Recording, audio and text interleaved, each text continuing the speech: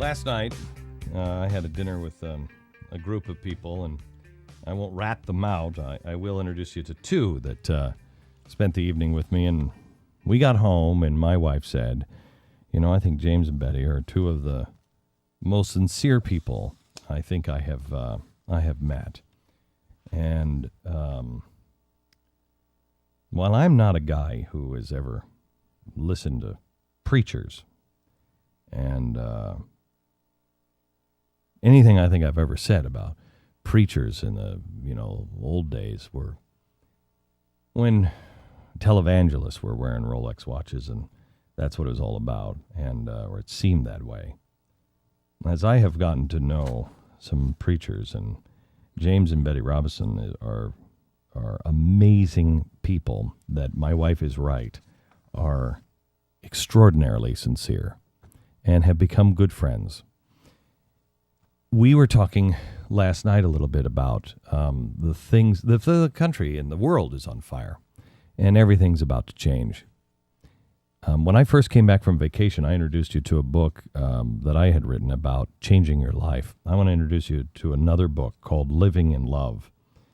And this is about fixing your marriage and making sure that your marriage is rock solid, from finding each other to living. How your anniversary is tomorrow, right?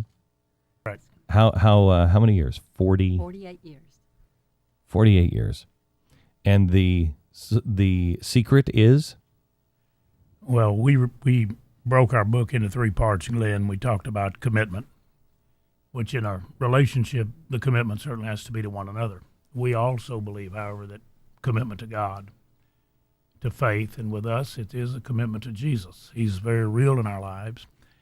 And we believe that our love for God and our commitment to Him enables us to better understand proper love, lasting love for one another and for our entire family, but also for people all over the planet. Do you and guys... God has put that love in our heart, but we've been in love for more than 50 years and married 48, and we get more excited about God, about life, and about one another every day, and about sharing the love and life and relationship that we can have. Do you? And we want that for everybody. We believe it's available. Do you believe, Betty? My wife said to me when I asked her to marry me, she said no, and she was a smart woman. And she said, I said, well, why not? I mean, dig this.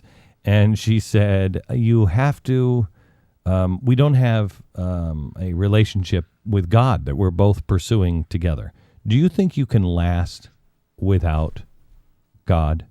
Do you think a relationship can? I look at today's world especially, and I see couples that are really struggling, and Christian couples too, to make their relationship work.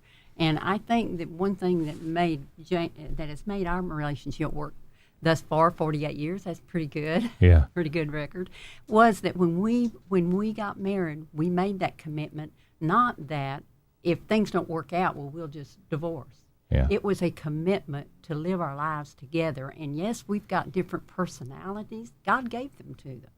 Not to try to make him like me or me like him, but to appreciate the differences and say we're going to come together and work together. Yeah, there's a lot of baggage we both brought into the marriage, but that is our baggage now because we're a couple. And we will determine, and with the Lord's help, especially, work through those challenges in life. James, what do you think is coming? What do you think families are going to have to weather? Well, I really do believe that the stage is set for catastrophic consequences for very poor choices. Wow, what a great way of putting that. I think that it's not too late, but it's later than most people think. To correct the course of our present-day ship of state and the shipwreck of lives and marriages, we have to know the correct course to take to avoid the disaster and to begin to head towards safe harbor.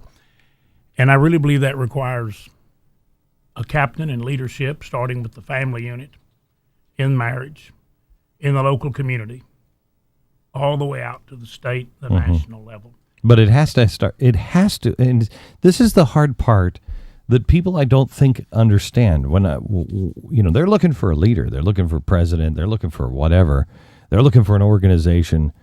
It's not that you won't find the answer there.